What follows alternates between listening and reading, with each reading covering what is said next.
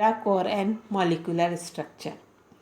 पैराकोर का उपयोग करके हम मॉलिक्यूल का स्ट्रक्चर कैसे पता कर सकते हैं, हम आज इस लेक्चर में 3-4 एग्जाम्पल लेकर के इसको डिस्कस करेंगे कि हमें किस तरीके से इसकी जानकारी मिलती है। एग्जाम्पल नंबर 1, फार्मूला है C3H6O। क्या हो सकता है? एक ऑक्सीजन है, ये अल्कोहल भी हो सकता है, ये ईथर भी हो सकता है और ये कीटोन एल्डिहाइड भी हो सकता है। अगर हम एसीटोन की बात करते हैं C3H6O, तो एसीटोन का फॉर्मूला अगर है तो पैराकोर किस किस का पैराकोर आएगा? 3 कार्बन का पैराकोर आएगा, इसमें 3 कार्बन का आएगा, 6 हाइड्रोजन का आएगा, 1 ऑक्सीजन का आएगा। अगर सिंपल ये कर लेते हैं हम, तो हमारे पास बच्चों पैराकोर क्या है? एडिटिव प्रॉपर्टी है। हम यहाँ क्या देख रहे हैं? 3 कार्बन का हमने लिख लिया, 6 हाइड्रोजन का लिख दिया, 1 ऑक्सीजन का लिख दिया। हम एसीटोन का स्ट्रक्चर लिखते हैं CH3 C double bond O CH3, एक डबल बॉन्ड का आएगा। तो एक डबल बॉन्ड का क्या? अच्छा बच्चों, डबल बॉन्ड सभी का सेम होता है, CO के बीच में भी सेम आएगा, CC के बीच में भी सेम आएगा पैराकोर का मान। तो यहाँ से जब हम पैराकोर का मान देखते हैं तो इन सबको जोड़ करके हमारे पास टोटल पैराकोर आता है। इसको जोड़ने पर हमारे पास वैल्यू आती है 160.2 और एक्सपेरिमेंटल पैराकोर कितना है इसका? 161.1। तो क्लोज एग्रीमेंट है। तो एसीटोन का जो स्ट्रक्चर हम लिखते हैं वो पैराकोर की तरफ से प्रूव कर सकते हैं। सेकेंड एग्जाम्पल हम लेंगे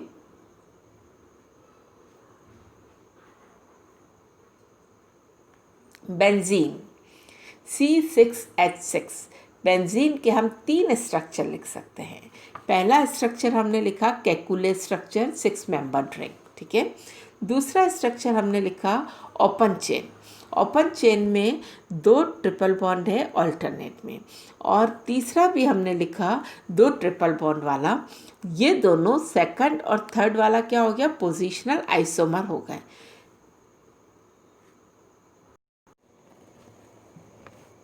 हम पैराकोर का मान देख रहे हैं, 6 कार्बन का पैराकोर, 6 हाइड्रोजन का पैराकोर, हमको पता है क्या है, ठीक है। अगर ये वाला स्ट्रक्चर है तो इसमें 2 ट्रिपल बॉन्ड का आएगा, ये वाला स्ट्रक्चर है तो भी 2 ट्रिपल बॉन्ड आएगा। पहली बात तो यहाँ आप देख लो कि दोनों पोजिशनल आइसोमर है। हमने पहला स्टेटमेंट क्या कहा था? पोजिशनल आइसोमर है, सेम पैराकोर वैल्यू।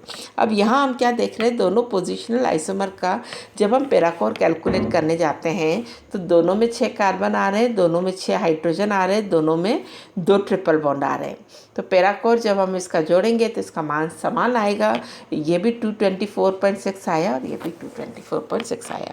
तो हमने जो पहली बात कही थी कि पोजिशनल आइसोमर हैव सेम पैराकोर, तो वो हमारी यहाँ से प्रूव हो गई। थर्ड स्ट्रक्चर जो हमने यहाँ पे 1 से लिख रखा है वो हमारे पास इस तरीके से है, जो केकुले स्ट्रक्चर है। तो 6 कार्बन, 6 हाइड्रोजन, 3 डबल बॉन्ड, और उसके बाद एक क्या है? एक इसमें और स्पेशल कैरेक्टरिस्टिक्स है, 6 मेंबर्ड रिंग। तो एक हमने क्या लिखा? 6 मेंबर्ड रिंग। तो 6 मेंबर्ड रिंग का भी पैराकोर टेबल से देख करके हम ऐड करेंगे। इस स्ट्रक्चर में हम क्या क्या ऐड करेंगे? 6 कार्बन को ऐड करेंगे, तो हमारे पास 6 कार्बन को ऐड करने से 28.8 आ जाएगा। 6 हाइड्रोजन का करेंगे तो हमारे पास इसको जोड़ने से आ जाएगा 102.6।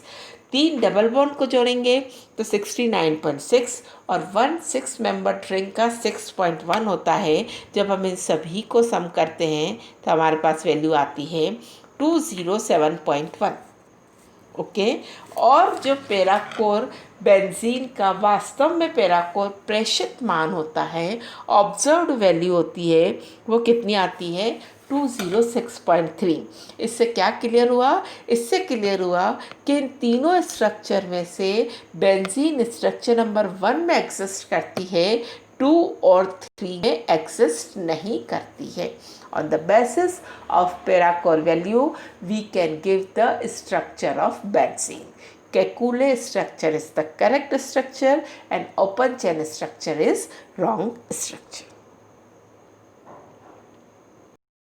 तो हम स्ट्रक्चर के बारे में जब पढ़ रहे हैं तो पहले हमने डबल बॉन्ड देखा, फिर हमने पोजिशनल आइसोमर का भी देख लिया। अब हमने एक और क्या स्पेशल कैरेक्टर देखा, 6 मेंबर्ड रिंग। बच्चों, बुक में टेबल दे रखी है और कौन कौन सी संरचना के लिए पैराकोर होता है।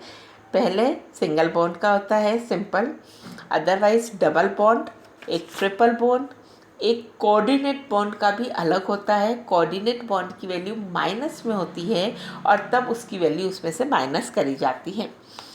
एक रिंग के लिए जो वैल्यू होती है, साइकिल के लिए, साइकिल के स्ट्रक्चर में रिंग के लिए जो वैल्यू होती है, 6 membered ring, 5 membered ring, 4 membered ring और 3 मेंबर्ड रिंग। ठीक है, 3 सदस्य वलय, 4 सदस्य वलय, 5 सदस्य वलय, 6 सदस्य वलय के लिए है। एक स्पेशल कैरेक्टर नेप्थलीन के लिए होता है। नेप्थलीन में 2 फ्यूज रिंग होती है, उसका अलग होता है। एक एस्टर में O2 का होता है। ठीक है, एक इलेक्ट्रॉन बॉन्ड का होता है, 1 इलेक्ट्रॉन बॉन्ड, वो अभी मैं एग्जांपल में आपको क्लियर करूँगी। एक OH ग्रुप का होता है, COOH ग्रुप का अलग होता है, NO2 ग्रुप का होता है और CO ग्रुप का होता है। ये सब आपके सिलेबस में है, ये सारी एडिटिव प्रॉपर्टी के साथ होता है। एक तो माइनस में कोऑर्डिनेट बॉन्ड का पैराकोर आता है और एक माइनस में 1 इलेक्ट्रॉन बॉन्ड का पैराकोर आता है, वो हम अभी एग्जाम्पल में देखेंगे। नेक्स्ट मैं अपने नेक्स्ट एग्जाम्पल पर आती हूँ, C6H4O2। C6H4O2 के मैं 2 स्ट्रक्चर लिख सकती हूँ, structure number 1, structure number 2। Structure number 1 में बेंजीन के ऊपर नीचे 2 ऑक्सीजन है, स्ट्रक्चर नंबर 2 में 2 साइकिल है और इस तरीके का स्ट्रक्चर है। अगर मैं स्ट्रक्चर 1 को मानती हूँ, दोनों में क्या आएगा, इसमें भी 6 carbon 6 carbon, 4 hydrogen 4 hydrogen, 2 oxygen 2 oxygen, ये तो दोनों में आएगा।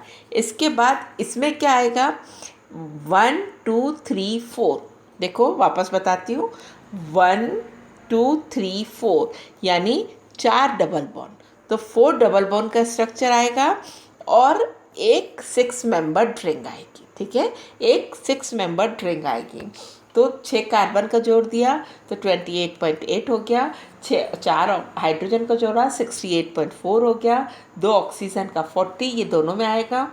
फिर 4 डबल बॉन्ड के लिए 92.8 और 1 6 मेंबर्ड रिंग के लिए करके 6.1, तो इसको करने पर हमारे पास टोटल वैल्यू कितनी आती है, इसको करने पर हमारे पास इसकी टोटल वैल्यू आती है 236.1।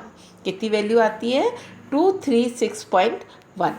जबकि हम इसका स्ट्रक्चर देखते हैं तो इसमें क्या करते हैं, 6 कार्बन 4 हाइड्रोजन और 2 ऑक्सीजन के अलावा इसमें क्या है, 3 डबल बॉन्ड है।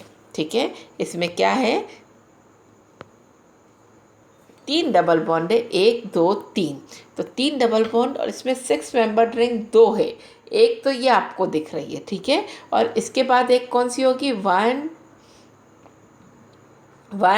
2 3 4 5 और 6, ये भी एक 6 मेंबर्ड रिंग है, तो इसमें 2 6 मेंबर्ड रिंग को जोड़ेंगे तो इसमें पैराकोर कितना आता है, 219.2, जबकि इसका प्रेषित मान कितना है, 236.8। तो किससे मैच कर रहा है ये, सॉरी 236.8 इसका प्रेषित मान है, और इसको जो हमने कैलकुलेट किया था 236.1, तो इससे हमारे पास क्या क्लियर हुआ, इससे हमारे पास क्लियर हुआ कि इसका वास्तविक स्ट्रक्चर ये वाला है और ये नहीं है। लास्ट एग्जाम्पल इस रेस्पेक्ट में हम पढ़ेंगे PCl5। दिखने में हमको लगता है एक फॉस्फोरस से 5 क्लोरीन है, एक फॉस्फोरस का हम ऐड कर लेते हैं और 5 क्लोरीन का ऐड कर लेते हैं, तो हमारे पास आ जाता है 309.2। लेकिन इसका पैराकोर का प्रायोगिक मान जो आता है 282.5 आता है, यानी इसके बीच में बहुत डिफरेंस है। कितना, 309 और 282 में बहुत ज़्यादा डिफरेंस है, ऐसा क्यों होता है। स्ट्रक्चर वाइज हम ये पढ़ते हैं कि PCl5 में ऑक्टेट पूरा होता है, 3 बॉन्ड क्लोरीन के साथ सिंपल कोवेलेंट बॉन्ड होते हैं और 2 बॉन्ड क्लोरीन के साथ जो होते हैं वो 1 इलेक्ट्रॉन बॉन्ड होते हैं। ये 2 2 2 6 और 1 और 1 मिला करके ऑक्टेट पूरा होता है। तो ये दोनों बॉन्ड जो 1 इलेक्ट्रॉन बॉन्ड है वो स्पेशल कैरेक्टरिस्टिक है। 1 इलेक्ट्रॉन बॉन्ड का पैरा कोर का मान -14.1 आता है, तो 2 का कितना हो जाएगा -28.2, इतना माइनस होगा। ये पैरा कोर का मान माइनस में आता है, ऐड नहीं होता है, इतना माइनस होता है, तो इसकी वैल्यू हमारे पास आ जाती है 281.0 और इसका प्रायोगिक मान कितना है 282.5। तो इसका मतलब ये इसका सही स्ट्रक्चर है और इसमें 1 इलेक्ट्रॉन बॉन्ड पाया जाता है। ये हमारा पैरा कोर पूरा हुआ। हमने इस पूरे लेक्चर्स में सारे जो सीरीज़ ऑफ लेक्चर्स पढ़ा, हमने सरफेस टेंशन पढ़ा, सरफेस टेंशन को डिफ़ाइन किया, सरफेस टेंशन को कौन कौन से फैक्टर अफेक्ट करते हैं वो देखा, फिर हमने देखा सरफेस टेंशन को हम किन तरीक़ों से नाप सकते हैं, फिर हमने देखा सरफेस टेंशन से आगे हम पैरा कोर पर आए, पैरा कोर की डेफिनेशन पढ़ी, फिर पैरा कोर से एटॉमिक और स्ट्रक्चरल पैरा कोर निकाला और फिर उसके एग्जाम्पल देख करके हमने देखा कि किस तरीके से सरफेस टेंशन का उपयोग करके हम अज्ञात मॉलिक्यूल का अननोन मॉलिक्यूल का स्ट्रक्चर पता कर सकते हैं।